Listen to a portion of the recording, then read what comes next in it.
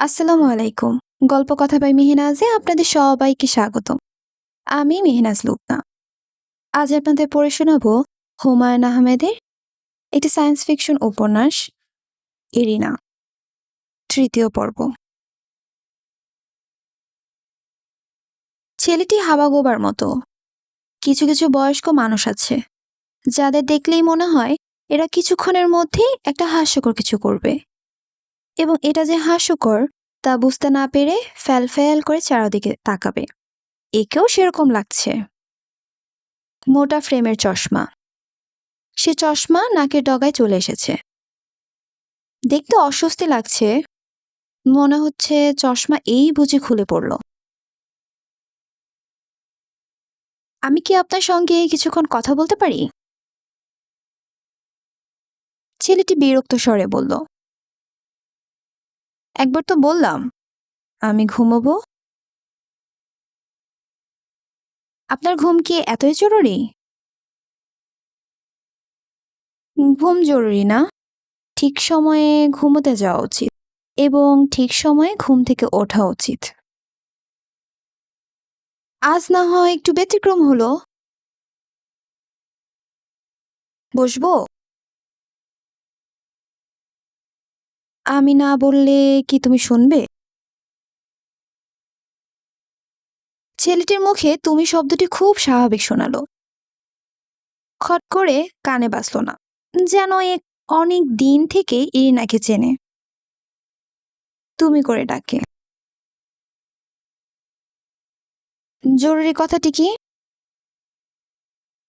আপনি যেখানে যাচ্ছেন আমিও সেখানেই যাচ্ছি।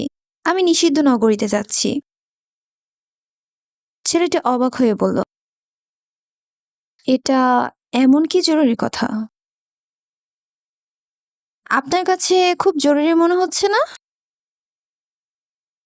না তো। আপনি খুবই বোকা। তা ঠিক না। আমি বোকা হব কেন? আমার অনেক বুদ্ধি। এজন্যই তো আমাকে নিষিদ্ধ নগরীতে নিয়ে যাচ্ছে। আমি বোকা হলে আমাকে নিয়ে যেত? এনার ইচ্ছে হলো উঠে চলে যেতে, যাবার আগে হাদারামের গালে প্রচন্ড একটা চড় বসিয়ে দিতে। ছেলেটি বেশ অবাক হয়েই বলল, এই খুকি, আমার যে বুদ্ধি আছে এটা তুমি বিশ্বাস করছো না কেন? কোনো বুদ্ধিমান লোক কখনো বলে না আমার খুব বুদ্ধি, শুধুমাত্র হাদারাই সেরকম বলে। একজন বুদ্ধিমান লোক যদি বলে আমার খুব বুদ্ধি, তাতে দোষের কি? না, কোনো দোষ নেই। আপনি যত ইচ্ছা বলুন, আর দয়া করে আমাকে তুমি তুমি করে বলবেন না। এই না সত্যি সত্যি উঠে দাঁড়ালো। ছেলেটি দুঃখিত স্বরে বলল, তুমি আমার উপর রাগ করে চলে যাচ্ছ, এই জন্য আমার খারাপ লাগছে। মনে হচ্ছে তুমি আমার কথা বিশ্বাস করনি। আমি প্রমাণ করে দেব যে আমার বুদ্ধি আছে। আপনাকে কিচ্ছু প্রমাণ করতে হবে না। না না, শোনো, শুনে যাও। আমার সম্পর্কে তোমার একটা ভুল ধারণা থাকবে। এটা ঠিক না। আমি এই ঘন্টাখানেক আগে কি করে একটা বুদ্ধিমান রোবটকে বোকা বানালাম, এটা শোনো। এরা কৌতূহলী হয়ে তাকাচ্ছে। ছেলেটি খুব উৎসাহের সঙ্গে বলছে, ট্রেনে একটা রোবট আছে দেখোনি? ব্যাটা আমার সাথে রসিকতা করার চেষ্টা করেছিল। আমাকে একটা ধাঁধা জিজ্ঞেস করলো, আর আপনি চট করে জবাব দিয়ে দিলেন।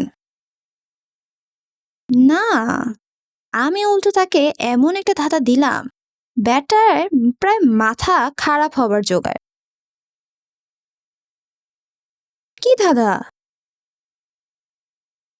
আমি বললাম, একটা সাপ হঠাৎ তার নিজের লেজটা গিলতে শুরু করলো। পুরোপুরি যখন গিলে ফেলবে তখন কি হবে? রোবটটার আক্কেল গুরু ভেবেই পাচ্ছে না কি হবে। একবার বলছে সাপটা অদৃশ্য হয়ে যাবে, পরক্ষণেই মাথা নেড়ে বলছে, তা কি করে হয়? এই আপনার বুদ্ধির নমুনা? হুম। হ্যাঁ, দ্বৈত সন্দেহ ঢুকিয়ে দিয়েছি মাথায়। একটা রোবটকে বোকা বানানোর এই বুদ্ধি কি তোমার মাথায় আসতো? না, আসতো না। তাহলে তোমার কি মনে হয় আমি বুদ্ধিমান? ইরিনা হাসবে না কাঁদবে বুঝতেই পারছে না। ইচ্ছা হলো বলে, আপনি এর কোনোটাই না, আপনি পাগল। তা বলা গেল না। তোমার নামটা জানো কি? আমাকে কি আগে বলেছিলে? না, বলনি। আমার নাম ইরিনা। শুরুতেই একবার বলেছি। আমার নাম জানতে চাও? আপনি ঘুমোতে চাচ্ছিলেন না? ঘুমান। আমি এখন যাব। আমার ঘুম নষ্ট হয়ে গেছে। একবার ঘুম নষ্ট হলে অনেক রাত পর্যন্ত আমার ঘুম আসে না।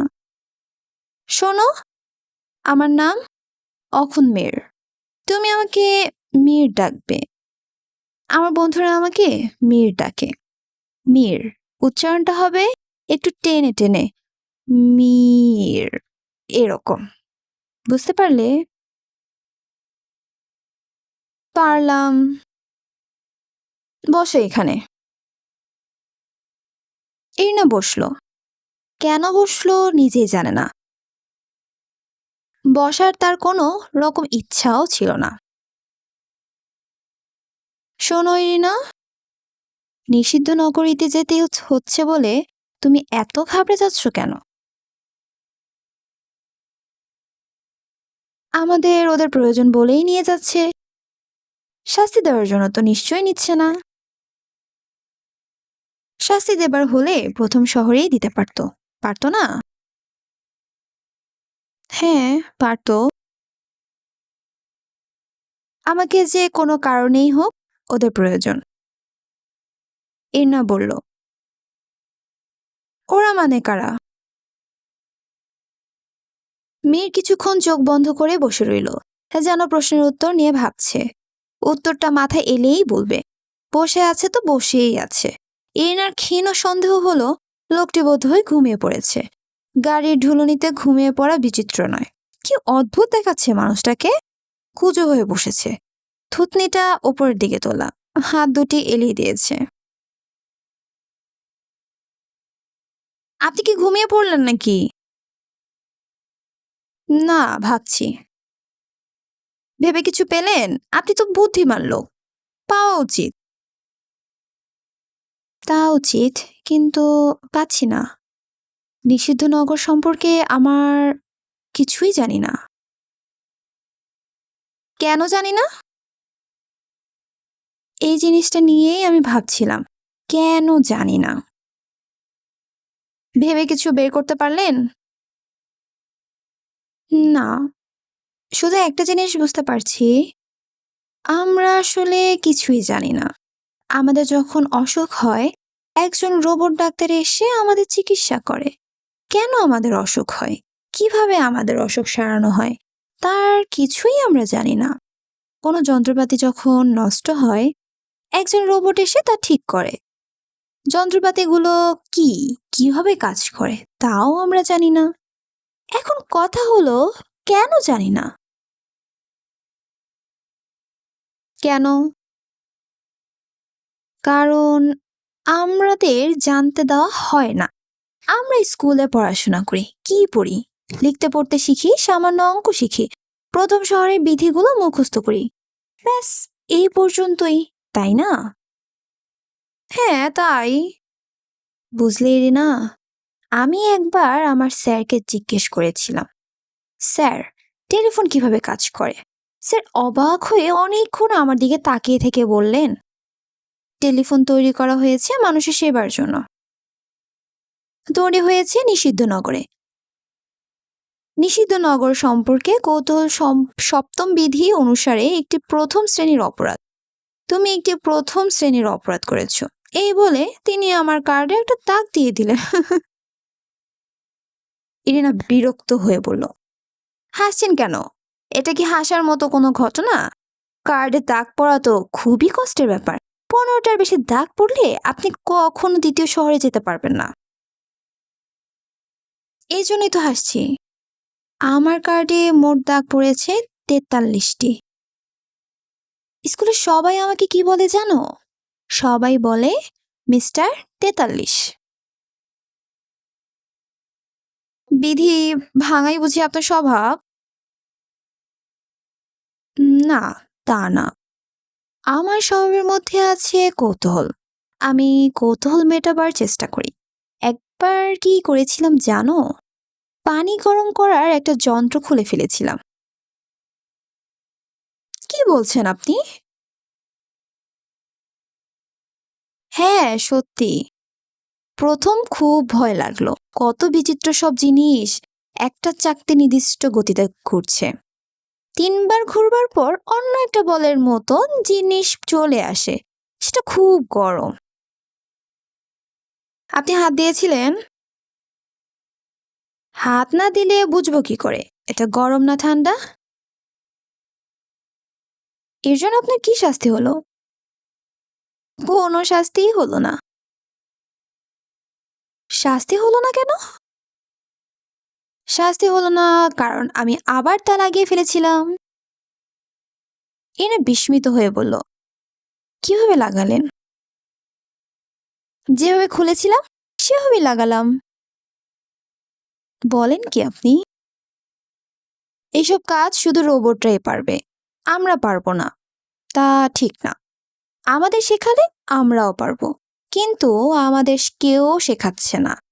এবং নানা রকম বিধি নিষেধ দিয়ে দিয়ে যাতে আমরা শিখতেই না পারি, যেন আমরা এসব শিখে ফেললে কোনো বড় সমস্যা হবে।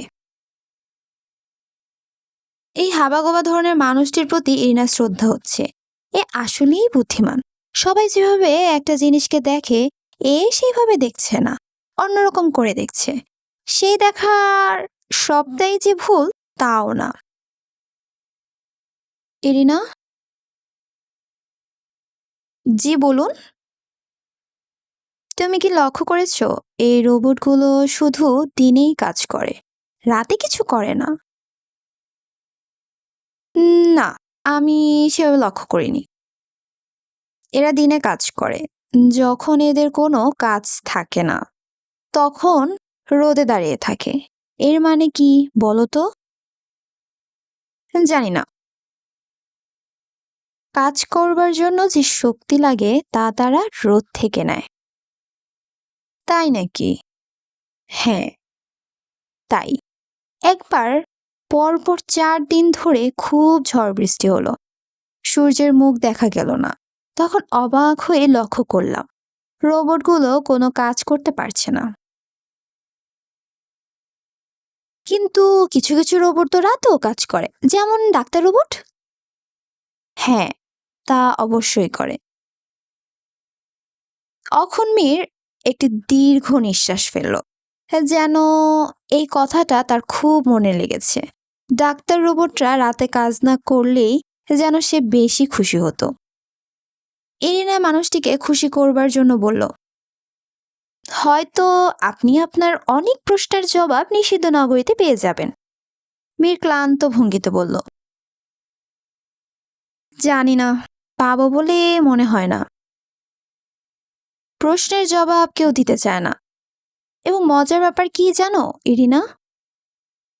মানুষের মাথায় যেন এই জাতীয় কোনো প্রশ্নই না আসে, সে চেষ্টা করা হয়। কিভাবে করা হয়? কঠিন পরিশ্রমের মধ্যে তাদের রাখা হয়, কোনো রকম অবসর নেই। মানুষ চিন্তাটা করবে কখন? খাবার, টিকিট জোগাড় করার দুশ্চিন্তাতেই মানুষের সব সময় কেটে যায়। জীবন কাটিয়ে দিতে চায় কার্ডের কোনো দাগ না ফেলে। চিন্তার সময় কোথায়? তবুও কেউ কেউ তো এর মধ্যেই চিন্তা করে। হ্যাঁ, তা করে। আমি করি। আমার মতো আরো কেউ কেউ হয়তো আছে। এমন কাউকে যদি পেতাম কত ভালো হতো, কত কিছু জানার আছে। মীর হাই তুলল। ইরিনা বলল, আপনার কি ঘুম পাচ্ছে? হ্যাঁ, পাচ্ছে। আমি কি তাহলে চলে যাব? মীর হেসে হেসে বলল, তোমার মনে হয় যেতে ইচ্ছা করছে না?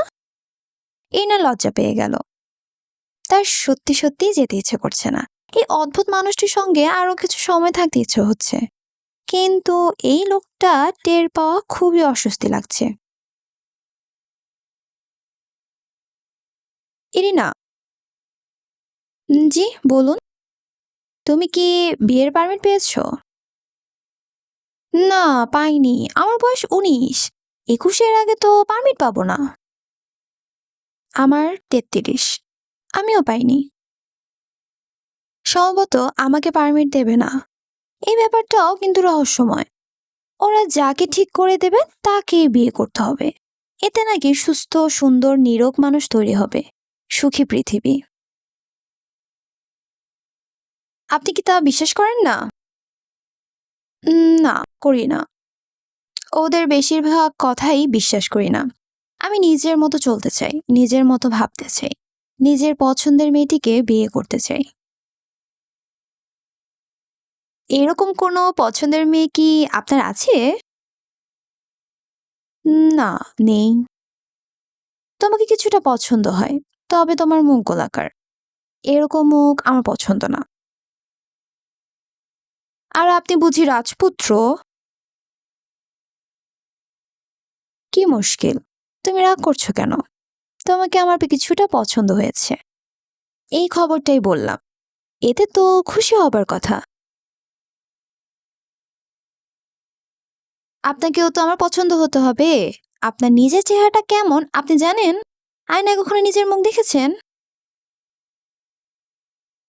খুব খারাপ? না, খুব ভালো, একেবারে রাজপুত্র। এত রাখছো কেন তুমি? তোমাকে আমার কিছুটা পছন্দ হয়েছে, এটাই বললাম। আমাকে তোমার অপছন্দ হয়েছে, এটা তুমি বলবে। ব্যাস, ফুরিয়ে গেল। আমি এখন যাচ্ছি। খুব ভালো কথা। যাও। শুভরাত্রি। শুভরাত্রি। শোনো ইরিনা, এরকম রাগ করে চলে যাওয়াটা ঠিক না। যাবার আগে মিটমাট করে ফেলা যাক। কিভাবে মিটমাট করবেন? চলো, খাবার গাড়িতে যাই। চা, কফি বা অন্য কোনো পানীয় খাওয়া যাক। যাবে? আমার ইচ্ছে করছে না। ইচ্ছা না করলে থাক। আচ্ছা ঠিক আছে, চলুন। ইচ্ছা করছে না তবুও যেতে চাচ্ছ কেন? ইচ্ছে না করলেও তো আমার অনেক কিছুই করি। যাকে সহ্য হয় না সরকারি নির্দেশে তাকেও বিয়ে করি, ভালোবাসতে চেষ্টা করি। তা করি। চলো, যাওয়া যাক। অ্যাটেন্ডেন্ট রোবটটির সঙ্গে করিডোরে দেখা হলো। মীর হাসি মুখে বলল, কি, ধাঁধাটি পারলে? চেষ্টা করছি, তবে আমার মনে হচ্ছে আপনি একটি অবাস্তব সমস্যা দিয়েছেন। একটা সাপ নিজেকে পুরোপুরি গিলে ফেলবে কি করে? ব্যাস, তাহলে একটা বাস্তব সমস্যা দিচ্ছি। একটি বস্তু 1 সেকেন্ডে 4 ফুট যায়, পরবর্তী সেকেন্ডে যায় 2 ফুট, তার পরবর্তী সেকেন্ডে 1 ফুট। এইভাবে অর্ধেক করে দূরত্ব কমতে থাকে। 20 ফুট দূরত্ব অতিক্রম করতে তার কত সময় লাগবে? রোবটটি ফ্যাল করে তাকিয়ে আছে। মীর বলল, তুমি একটি মহাগর্ত। এই ধাঁধার সমাধান করা তোমার কর্ম না। যাও, ভাগো। এই না খিলখিল করে হেসে উঠল। রোবটটির মনে হচ্ছে আত্মসম্মানে লেগেছে। সে গম্ভীর গলায় বলল, চট করে তো আর সমস্যা সমাধান করা যায় না, আমাকে ভাববার সময় দিন। সময় দেওয়া হলো। অনন্তকাল সময় বসে বসে ভাবো। দুজন মুখোমুখি বসেছে। মীর কোনো কথা বলছে না, কপাল কুঁচকে কি জানি ভাবছে। গাড়ির গতি আগের চেয়ে কম। বাইরে নিকোষ অন্ধকার, কিছুই দেখা যাচ্ছে না। আকাশে মাঝে মাঝে বিদ্যুৎ চমকাচ্ছে। সেই বিদ্যুতের আলোয় ধ্বংসস্তূপ মাঝে মাঝে চোখে পড়ছে। বিভৎস দৃশ্য, তাকানো যায় না। ইনা লক্ষ্য করলো অরজ লিওন ঠিক আগের জায়গায় বসে, তার হাতে পানীয়ের গ্লাস। গ্লাসের গাঢ় সবুজ রঙের কি একটা জিনিস ক্রমাগত বুদবুদ করছে। অরজ লিওন তাকিয়ে আছেন তার গ্লাসের দিকে। একবার ইরিনার সঙ্গে তার চোখাচোখি হলো। তিনি এমন ভাবে তাকালেন সে যেন চিনতেই পারছেন না। ইরিনা মৃদু স্বরে মীরকে বলল, ওই লোকটিকে কি আপনি চেনেন? কোন লোকটি? ওই যে কোনার দিকে বসে আছে, তক্ষকের মতো চোখ। চিনব না কেন? উনি আমার বাবা। কি বলছেন? আমি তো জানতাম উনি অবিবাহিত। উনি আমার বাবা, ইন্টেলিজেন্সের সবচেয়ে বড় অফিসার। এরা হাসি মুখে রাতকে দিন করে। চেহারার মধ্যে তুমি মিল দেখছো না? অবিবাহিত হবে কেন? এরা বিস্মিত হয়ে তাকিয়ে আছে। কি বলবে ভেবে পাচ্ছে না। মীর খুব সহজ ভঙ্গিতে বলল, বাবার সঙ্গে আমার কোনো যোগাযোগ নেই। নেই কেন? আমার জন্মের দ্বিতীয় বছরে বাবাকে প্রথম শহর থেকে দ্বিতীয় শহরে নিয়ে যাওয়া হলো। আমার যখন 18 বছর বয়স তখন জানলাম তিনি অসাধ্য সাধন করেছেন, তৃতীয় শহরের নাগরিক হয়ে বসেছেন। আপনার খোঁজ খবর করেন না? কি করে করবে? তৃতীয় শহরের নাগরিক না। তৃতীয় শহরের নাগরিকরা কি আর প্রথম শহরের কাউকে খুঁজতে পারে? আইনের বাধা আছে না। তাছাড়া সে নিজেই হচ্ছে আইনের লোক। আইনের লোক বলেই তো আইন ভাঙা সহজ। তা ঠিক, সে আইন ভেঙেছে। আমার কার্ডে 43টি দাগ পড়ার পরও কিন্তু আমি বেঁচে আছি। 40টি দাগ পড়ার পর সরকারি নিয়মে দোষী লোকটিকে অবাঞ্ছিত ঘোষণা করা হয়। অবাঞ্ছিত কেউ বেঁচে থাকে না, অথচ আমি আছি। মীর এত শব্দ করে হেসে উঠল যে লিওন ঘাড় ঘুরিয়ে তাকে দেখলেন। তিনি বিরক্ত হয়েছেন কিনা তা বোঝা গেল না। তার গ্লাসের পানিও শেষ হয়ে গিয়েছে। সুইচ টিপে তিনি আরও পানীয় আনতে বললেন। ট্রেনের গতি আবার বাড়তে শুরু করলো। বাইরে রীতিমতো ঝড় হচ্ছে। মুষলধারে বৃষ্টি পড়ছে, ঘন ঘন বাজ পড়ছে। বজ্রপাতের শব্দে কানে তালা লেগে যাবার মতো অবস্থা। ইরিনা লক্ষ্য করলো মীর চোখ বন্ধ করে আছে। হয়তো ঘুমোচ্ছে কিংবা কোনো কিছু নিয়ে ভাবছে। কি ভাবছে কে জানে। ইনার এখন আর কেন জানি লোকটির চেহারা খারাপ লাগছে না। হয়তো চোখে সয়ে গেছে। ইরিনাও ঘুম পেয়ে গেল।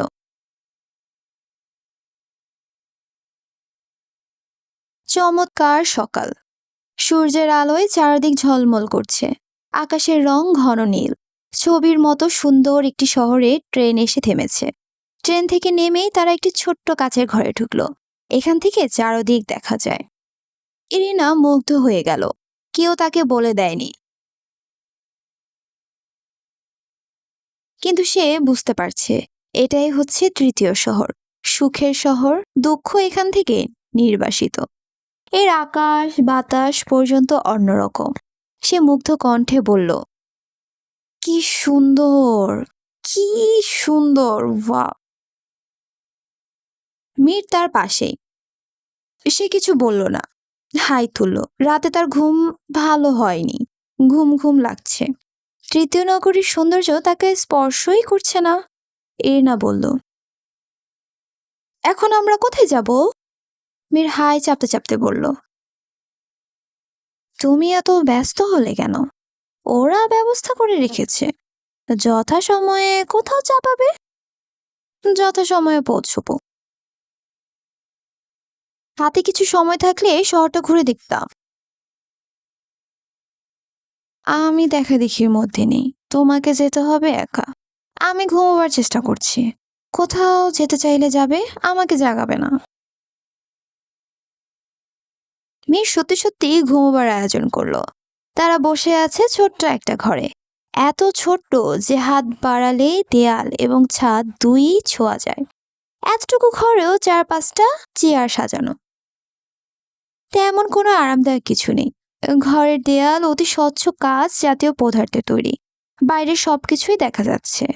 অরুছলিয়ন তাদের এখানে বসিয়ে রেখে উধাও হয়েছে, আর কোনো খোঁজ নেই। ইরিনা একবার বেরোতে চেষ্টা করলো, বেরোবার পথ পেল না।